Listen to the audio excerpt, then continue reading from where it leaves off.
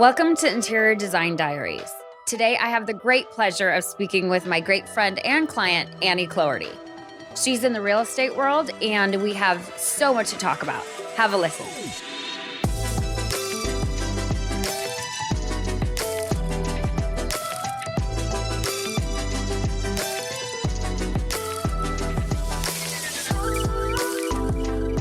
Good morning, Annie. Good morning. Thanks for having me. I'm so happy you're here.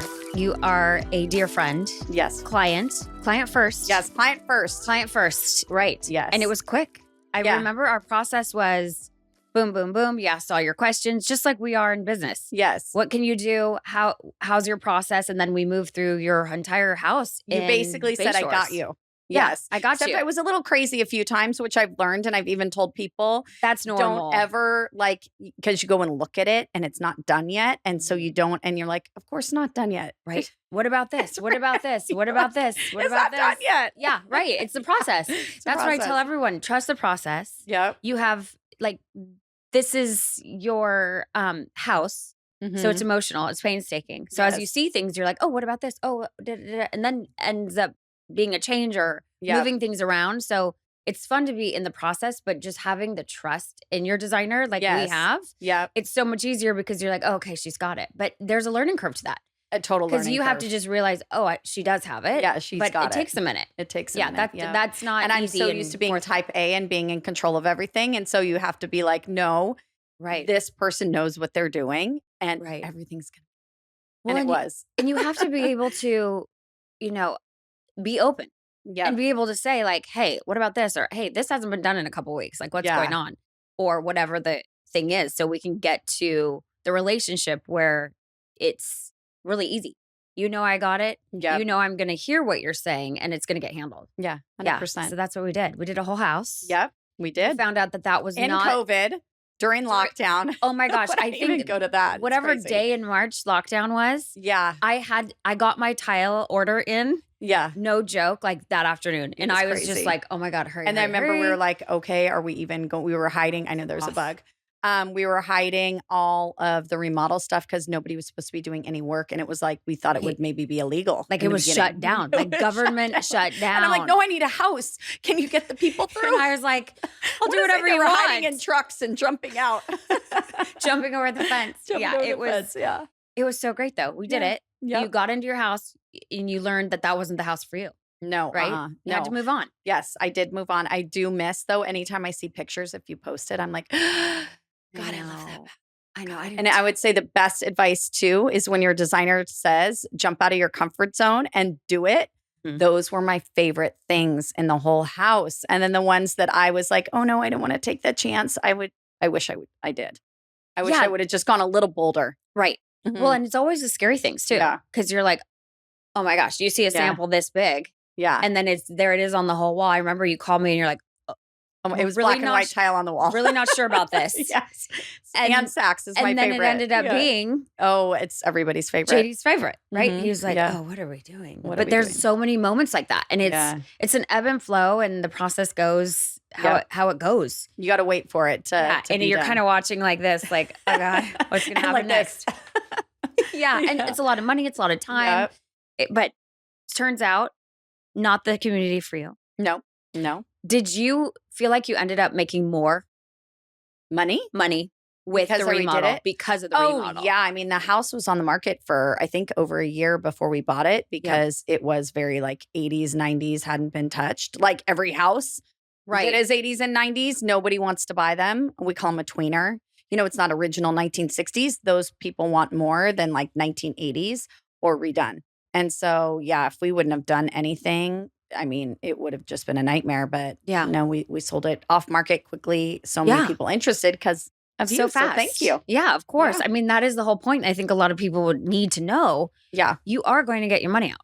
Oh, yeah. I think that you have to. And then even when we go to sell houses and I work with clients and they haven't done anything in a long time and we do a little bit to sell maybe countertops, paint, some cabinets or anything.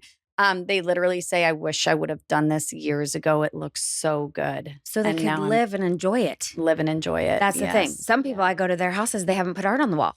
Because they're like, I don't know if I'm going to move. And I'm like, you have to make your house your home. Yes. From the moment you set in or that step makes me in, sad. or Put it's the not. art up. Yeah, like yes. live in your home. Live in you your know, home. when you walk through houses, I mean, you walk through more houses than probably anyone on the planet. Yeah. Right? You see so many different things. Yeah. So what's going on in your industry right now? I would say where we are, coastal Orange County, you're still seeing records broken on properties and their properties. This is where I think it's great with designers and architects and builders. If you have a great designer, a great architect, and a great builder, and it's pretty new in the last couple of years, people are paying numbers and people go, oh my gosh, did you hear what that sell for? That's wild, right? Wild. But the things that are actually not selling, and you're seeing discounts and maybe a push down on the market are those ones like we were talking about that are 80s, 90s, even 2000s kind of Tuscan where people haven't done much to them. They're really hard to sell. And unfortunately, I think people have to make such a sacrifice in what they're asking for the property to kind of bridge that gap because people just don't want to do work. They want to move right. We call it a toothbrush house. They want to move in right to a toothbrush house. I mean, most everyone. It doesn't matter. That crosses like generations, your Gen Y, your Gen Z, all of them, because they want to just bring a suitcase. Yeah, there's Etsy, there's Instagram. Unless you're a designer or a project person in general, you want it nice and done. Yeah. So those homes that aren't updated, they're sitting. Oh, 100%. Yeah. Sitting. And then it's hard because you're like, well, that house sold for that. And we go, it's not that market where we usually have to price it even under that. Just because there's such a push down. There was just a stat about how new construction homes are selling. I want to say, I forget the stat, so I'm going to be wrong, but let's say 23% higher than 2019, which is kind of that pre-COVID. And things that haven't been done are actually, I want to say that percentage was 38% under 2019. So It just shows you right there. Yeah, that's crazy. So invest in your house while you live there. Yeah. So you have a team. How many people are on your team? Currently 8. Yes. Love it. I guess 9 if you include one of our other assistants. Okay. I don't really want to grow too much. I like our little size. I mean, being kind of in management, running a team. A lot of it. 20% of the day. Yeah, right? I'm at capacity. But I think we've got we just hired another assistant on. So much of that is support staff so that you can make sure that the busier you get, the quality of the experience with the client stays the same. And you know me, I'm so type A. I'm like, oh yeah, respond. Yeah, make get sure back to them. I don't care everybody. If it's 9 p.m. Yes, right? exactly. Because people, what I always find for me is that when the people are in their home, so Saturday morning, Friday night, I get the calls where I'm they're guilty. like, I was your client. Guilty as charged. I mean, that's normal. But, a separate conversation for us is setting boundaries for that. But that's a whole nother thing. I'm sure we can get to that once we really try to crack the code on that and how to do that with kids, life, building a team, right? And your team is loyal. You've had people on your team for years. Yes. 6 years. Yeah, that's great. Yep. I mean, I love but that's important to me is longevity and loyalty. So and mentorship. Exactly. And real estate, just like anything, owning your own business or being an entrepreneur is a really lonely place.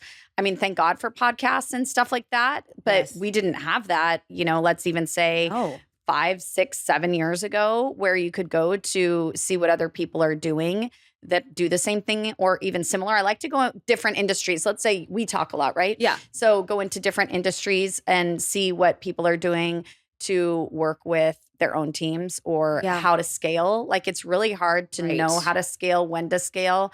I'd say that wasn't even a thing. No, they didn't teach us that in business school. Scaling wasn't a thing. It was like this little blurb in the back of the chapter. Yeah, and now it's a whole thing. It's a whole thing. And then the scary part is the worst thing to do is wait till you're so busy that you have to hire somebody because then you don't have the time, right, to train them right and to do all of that. So you don't even know how to hire at that point. Yeah, everything's knee jerk. Yes, it's knee jerk. Exactly. It seems like you're very thoughtful about how you're building your team. I try. When. Yes. Yep. Yeah, and it's obvious. I mean, I don't even know what your stats are, but you're top. I mean, top whatever is huge. Yeah. It's a huge testament we work hard. to you. Yeah. You work your butt off. Yeah. And you work around the clock and you work all the time and want white glove service. I mean, I know how stressful it is to buy a house, sell a house, be in a house. You're dealing with death, divorce, It's definitely not TV where you're going into these beautiful homes all the time.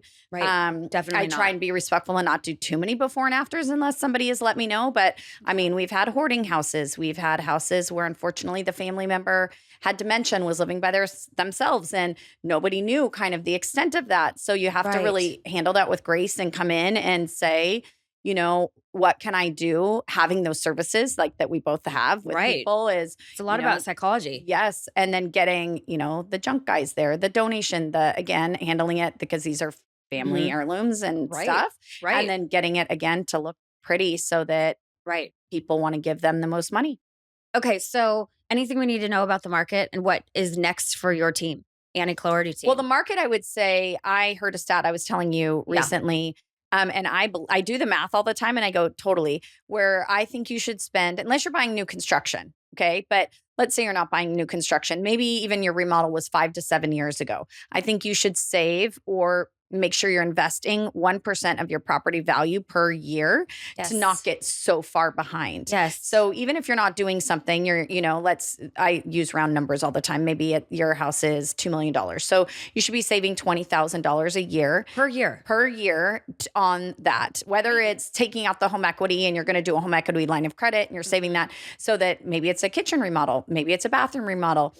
Something, because when you get to the point of no return that it's so much more money or tweener. The tweener, or you go to sell it. And it's like, we have to do all of these things anyways to get you the highest price. And then that number is just paralyzing. Yeah. Paralyzing. If they don't do anything. Yeah. We just sold something where we did about $55,000 of work to it, but we calculated that they made $250,000 more. Right. So just those little changes, which was like paint cabinets, It's huge. Yes, it's huge. I've actually told people that. I'm like, okay, so you're going to spend X and you could put it on the market for Y. Yeah, exactly. And they're like, what are you talking about? And I'm like, just trust me. Yeah. But talk to Annie. Yeah. And talk to whoever. And less stress of having it on the market, living in a fishbowl, having people come through. Right. And usually when it does, you have it like that anyways, eventually you go, oh gosh, I should have listened. And again, it all comes down to your pocketbook. Yeah. People pay for done. They just pay for done. Yes. And do you think people are getting smarter? When they walk through open houses, they can tell if it's a kind of a spec or a cheaper build. Oh, absolutely. Right. I mean, and the last 5 years. This is why you want to be my client too. My husband calls me Eagle Eye because anything even on our house, and you know this, you worked with me. You're like, come over. You can tell a cheap paint job or an expensive paint job. Like that's where I say, don't skimp. It's glaring. Do not skimp on a paint job because your line of sight, it gets on the floors, all of that stuff. I mean, I walk through my house, and I'm like, oh, that bugs me. People don't notice, but I do. Yes. Well, I have my painters on rotation. Like if I can't send them more money, they come here. Yeah. No, I know. If people pay more money for it. People pay more money for it. Yes. Yeah. And it's worth it. Yep. Yeah. I have a painter at my house every year. I know. And that's the thing. That's your 1%. Yep. Okay. I always tell people, don't take it from me. Consult a real estate agency or agent, meaning. And so a lot of people are like, well, should I move? Should I stay? What do I do? And it's like, well, you got to talk to someone in the industry. Yeah. Like call Annie and she'll come, you'll go over, right? I always joke that part of me is the worst agent ever because you know how many times a week I probably tell somebody selling is not for you. I'll say, and because sometimes it is, and sometimes it's not. I'll say, right. For example, I had a longtime client with health issues. And she was over 65 and she was going to sell her house because she needed money for medical. And I was like, well, have you thought about a reverse mortgage? Like, there's this time and whatever. And I said, I don't want to sell your house because rent's so expensive. And I know what your mortgage is and you're going to pay more for less to pull this money out. So that's an example of where I put her in touch with the reverse mortgage person and she stayed in the house. And I'm so thankful of that. And then there's there's so many instances where sometimes it's not the right thing. And then sometimes it is. And you have to talk to your financial planner. You have to talk to your real estate agent, your accountant, all these people, And so I really think that real estate agents have kind of gotten a bad name, but I know how good I am. Yeah. And I know that I wish, and that's the hard thing is people aren't educated how important it is. Right. And I think they're becoming more educated with like the commission lawsuit of a buyer's agent. Like don't just go on a Zillow and have somebody like interview them. I go on a lot of interviews where I go, let's make sure, let's have coffee. This has to be great. Yeah, it's a relationship. It's over time. Yeah. This isn't just a one and done. You're not selling one house. You want you want to keep doing it. Yeah. And I always say I'm a very nice bulldog. And so like you want me on your side. I want you on my team. Yes. For sure. Yes. I mean, I've called you before and said, okay, Annie, and you're like, Lindsay, this is what's happening. And it's like, okay. Yeah. I don't even have to question it. I know you know your stuff. And you pretty much reaffirm everything that I was thinking. Yes. And it's just so great to be able to call you and have that interaction. Yeah. And same peace of mind, right? Yeah. And same, I've been at you've referred me out. Thank you. And I've just said like, hey, this is what you have to do. Yeah. And I see all those clients then go on your Instagram and sing your praises. So I know that I have given them the right person. Yeah. Well, your Instagram, again, follow Annie. How else can they find you? I always Google me. I'm everywhere. Well, but Instagram, Facebook. And your email newsletter. Email. It's so great. It's so personal. It feels like I'm talking or I'm talking to you. Well, I hear your voice. Yeah. Well, yeah. No, I love it because you're giving real world, real life scenarios versus just this, template. Yeah. So that's great. And the care that you put into each of your clients is just like off the charts. Oh, thank you. You're working constantly and I respect too. it. The Letter by Lulu. It's Tuesdays. The Letter. Tuesdays. The Letter. It's Tuesdays. I think at 9 a.m. Yes. Yes. I love it. I love it. It's just like a, stream of consciousness, free flowing thing. And well, I love it too. It's a lot of like trends or paint or, I like to keep it interesting. Yes. A lot of my jobs, there's no two the same. Yep. So sometimes hearing the story about it is so exciting because some people might be in that same boat. They might not know that they could have me to consult. They might not know that I can do it all. My favorite thing about you is when I first was working with you and we were designing the new house, it was like basically studs and everything. And you were like, okay, what about this room? And is this a pretty room or are you going to be like hanging out in this room? And we hang out or try and use every inch of our house, and even that house. And so we said, oh no, this needs to be like a comfortable couch because my husband will want to watch the games here and like hang out. And I got to get inside your head. Yes. And I have to, I went need and to lied know. on all the couches for us. And it was comfy couch. That's always the question. People always say, okay, I need a sofa. I need you to, I need you to pick it. Yeah. And then I bring them 3 options and they say, well, have you sat in it? And to which I say, yes, of course. That's why I go to market twice a year. Yes. Right. Which is the Vegas. But Vegas show and then Paris, just because I need to be inspired. I can't do all these houses, 55 houses a year, 55 Is clients. Is that about what you're doing? 55 it's like houses 55 to 70, depending on. Wow. That's what I'm big doing. Numbers. It's crazy. That's crazy. You taught me. I'm not good at it. I love that I said you taught me because I just hire you to do it. But the high low.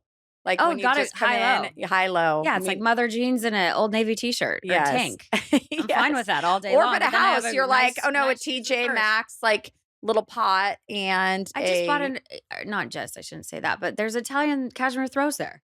Oh my, what? You just have to know where to look. Yeah. That's the thing. It's like, there's some things you pay for. Yeah. And there's some things that you don't need to pay for. And who cares if it's a throw, but weave for the big purchases, you got to weave it in, just like your outfits. It's simple. Yeah. It doesn't have to be crazy. And that's the thing. As long as people are honest with budget. As long as people are honest with budget and I know how to take it, then it's so much easier. It's so funny you say budget too. Oh yeah, because that's a big one. And I don't think people realize how expensive things are. I actually have a designer that I ran into that she was working with some clients looking to buy one of my houses. And she was saying, oh my gosh, I just bought a house and I'm redoing it. And she goes, now I even have so much more sympathy for my clients because I thought I had a budget, but it's a can of worms. So I never know. Yeah, I tell clients even when we're like fixing something up, I go, we have to have like a stop because once you do certain things, you open a can of worms, you don't know what you're going to get. So you have to save and budget. And for the those contingency. Things. That's what I say. 10% contingency, no matter what. It's gone. It's gone. Just, you don't get it back. It's not a thing. It's just, okay, so say you're $1 million. Yeah. $100,000 is contingency. Yeah. You're like, no, it's 1.1. Yeah. Yeah. Right. So, or 900. Yeah. And so much of that's out of your control. Like even in COVID, I remember talk about funny Instagrams. during COVID, you took a picture of all the containers and you were like, here it is. Here's are you your waiting furniture on your sofa? Here's your furniture. Yeah. Here it is. I found it. But talk about it's out of your control. You're like, I cannot control this. So hard. It's and some so people hard. understand it and some people don't. It's hard. It's really hard to be the bearer of bad news. What do you see? Because this is good for me to know. Yeah. As design trends moving forward. Because it seems I get asked a lot, like it seems like the lighter floors are maybe going out and people are going back. You wait long enough to a little bit of a darker floor or kind of phasing out of the white countertops, for example. What are you seeing? The trend that I'm seeing is that people are okay spending more because they're seeing on Instagram the same rinse and repeat design. Oh, yeah. Oh, I hate rinse and repeat. Right. You walk in, you go, oh, I've seen this, but I've seen that light. I've seen that. You know what I mean? If you're going to pay for a designer, which is what I love, you want it to look like you. Can't get it anywhere but through that one person. Yes. But I think in my industry, there's the grayish moment, right? There was a gray that's gone. The grayish moment, the beach sand floors, the oak floors, right? Yes. That's still happening, I think, because they are so just timeless. like the maple floors were, for Swedish design and things. It is timeless and it's become a thing and people don't want to go back to, Swiffering their dark floors every day. Oh, yeah. So I think people are really tapping into a layered look, a curated, bespoke look. They're not so interested in having it look like everybody else because if you scroll, nothing is stopping you. It is all the same if you go to the top 5 to 10 designers, right? Let's just say. It's all the same. So I think people who have the money are spending on really good curated design. Yeah. Specific to their homes. There aren't really any major trends coming. I think color jewel tones are coming back. I don't know. I think that's interesting because we've been in this grayish moment. Yep. I feel like you go to people's, and I love the pop. Yeah. I would say don't do the pop of color in the tile. Look at your jacket. But but do the pop of color in like the furnishings and the rugs and all of that stuff. Don't make it so custom that your kid's name is in the vanity. Yeah. Right? Yeah. Don't make it such this random. Yeah, you can't sell it. And plus over time, custom to a point, right? Yeah. But I think that people are getting smarter. They don't want the spec build, especially around here. Yeah, no. They don't want it to look like everybody else. I think people are getting sick of it. And because now everyone can do it because they've seen it. Yeah. So there's a formula to it. Yeah. You've seen the light. You've seen this. You've seen it. So people are looking for something more and something that's more themselves. Or maybe with all the mental health and, the focus on knowing who you truly are. People are really starting to. I love that. And embracing it. Yeah. And being who they are and having their house, if they have the propensity and the money, they're making it look like their home. Yeah. So I think that's where my high-end residential interior design is going. Yeah. Versus these cookie cutter homes that no one wants the same. I mean, I don't want it. I love that about you. I love that. I love that. I know. Thank you for having me. I've done that this whole time. Yeah. I've always just been true to my clients and what they want. And that's how you are too. You're very, very smart and you're a great businesswoman. And I love your social media. So follow Annie. Ditto. And I love you as a friend. It's been so fun working with you throughout the years. Yes. And I can't wait for season 2 when we get to chat again. Because I can do this for hours. I love it. This is just like what we do. Yeah, what we do. I'm glad that we could share this with everyone else. Well, thank you. What's that show called again? Interior Design Diaries. Interior Design Diaries. I love that. Little snippets from each of my clients and friends who became clients and vice versa. And it's so fun. A little peek inside the world. I love it. And thanks for having me. Thank you. Okay. Bye. Bye. Thank you so much for joining me. If you'd like to find more about me or my services, check out my website at luludesigns.com.